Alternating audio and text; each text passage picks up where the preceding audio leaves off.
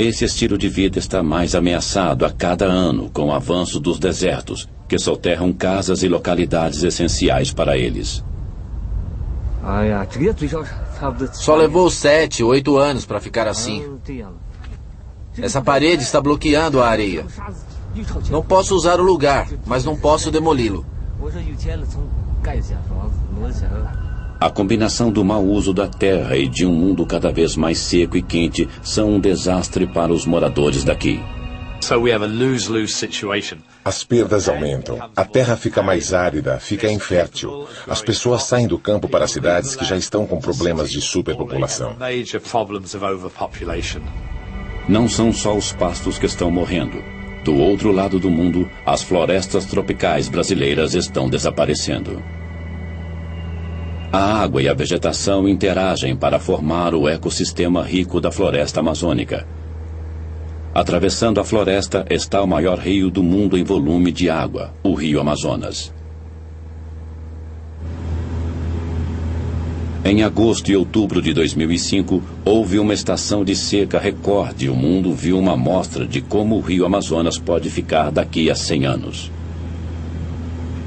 Este curso d'água poderoso, que atinge quase 10 quilômetros de largura em alguns trechos, literalmente secou. O verde claro é grama. Ela cresceu no leito exposto do rio. Em alguns pontos, o nível da água caiu absurdamente, entre 5 e 10 metros.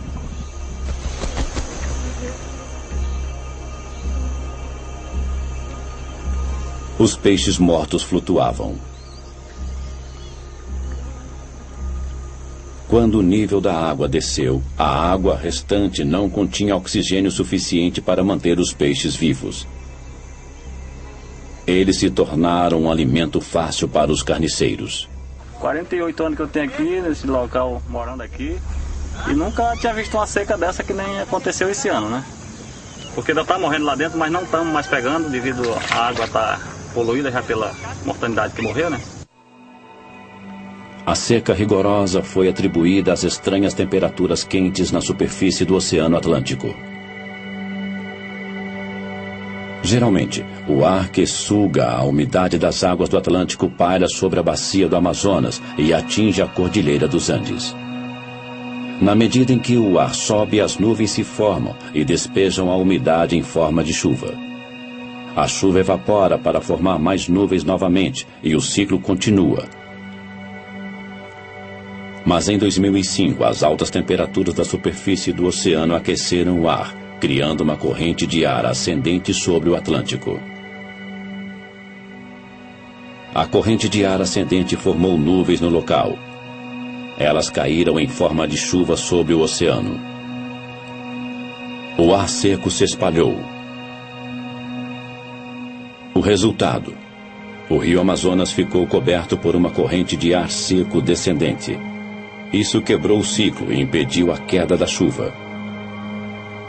O simulador terrestre prevê que, com o aquecimento da Terra, as águas dos oceanos da América do Sul ficarão ainda mais quentes. A corrente de ar descendente de 2005 poderia se reproduzir sem parar, levando à aridez. A bacia do Amazonas secaria. Que efeito isso teria sobre a floresta tropical amazônica? O Dr. Peter Cox, do Conselho de Pesquisa Ambiental Natural na Grã-Bretanha, realizou uma simulação da floresta amazônica no ano de 2100.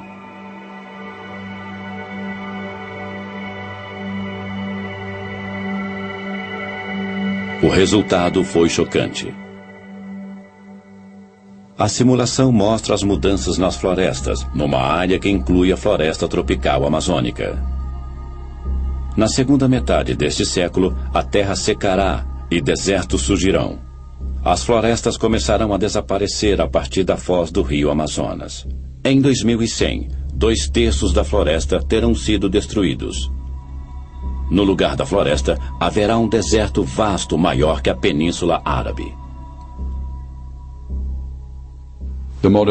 A simulação não inclui desflorestamento feito por humanos.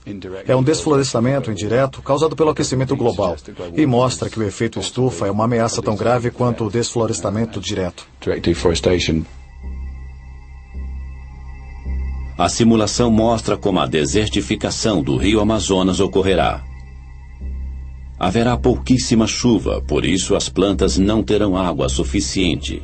Muitas árvores definharão. Depois que uma área secar, isso acelerará o efeito em outras áreas. Um matagal de savana vai surgir. Depois ele se tornará grama. Na medida em que o clima secar, nem a grama resistirá. Em 2100, o poderoso rio Amazonas estará ressequido e se tornará uma extensão do deserto. A seca também é um problema no sul da Espanha. Em julho de 2005, os fazendeiros foram às ruas para exigir mais água para suas fazendas.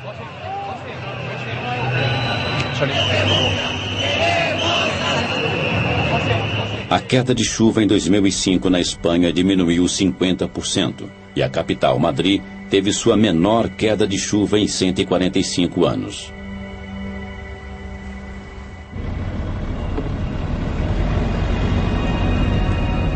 No sul da Espanha, a província de Múrcia é conhecida por suas frutas e vegetais. À primeira vista, este pomar de pêssegos parece verde.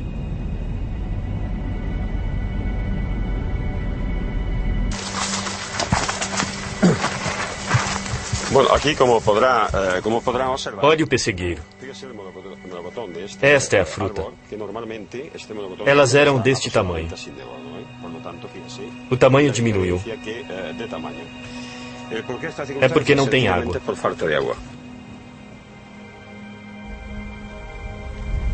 E não são só as frutas. A mesma seca histórica também foi um golpe duro para a produção de grãos. No cinturão de grãos da Espanha, a queda de chuvas foi apenas 1/3 da média.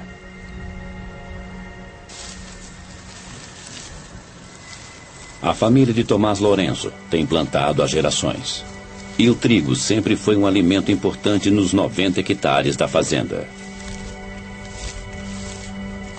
Lourenço conhece os sinais de uma boa plantação. Normalmente, puede 90 centímetros, 1,20 m. Tem 1 metro. Geralmente é desta altura. Você tem que afastá-los para andar. Para poder andar. Senão, assim, isto nada. Todo ruinoso. É terrível. Isto é a espiga. Não tem grãos dentro. Olhe, totalmente vazio. Nada. Isto não... Nada.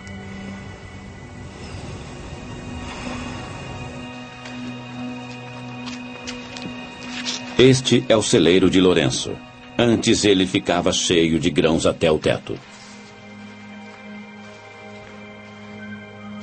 Este ano, a colheita foi menos de 5% do padrão normal.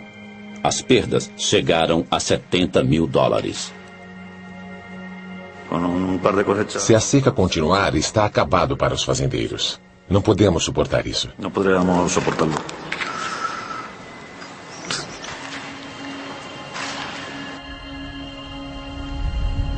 A seca destruiu a colheita de grãos da Espanha em mais de 40%. O governo teve que apelar à União Europeia para uma ajuda de 8 milhões de toneladas de grãos. O que acontecerá com o clima da Espanha no futuro? O simulador terrestre prevê que em 100 anos as chuvas na Espanha diminuirão 10%. As temperaturas continuarão a subir e o solo se tornará cada vez mais seco. É provável que secas como a de 2005 ocorram sempre.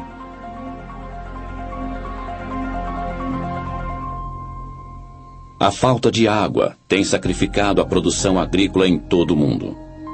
Esta projeção, feita pelo simulador terrestre, mostra a produção de alimentos no futuro.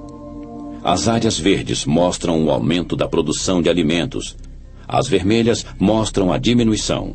No norte frio, um pequeno aumento de temperatura pode aumentar a produção, mas na maioria dos países tropicais e subtropicais, o clima mais quente significa menos alimento. O Mediterrâneo, a África e o sudeste da Ásia padecerão seriamente.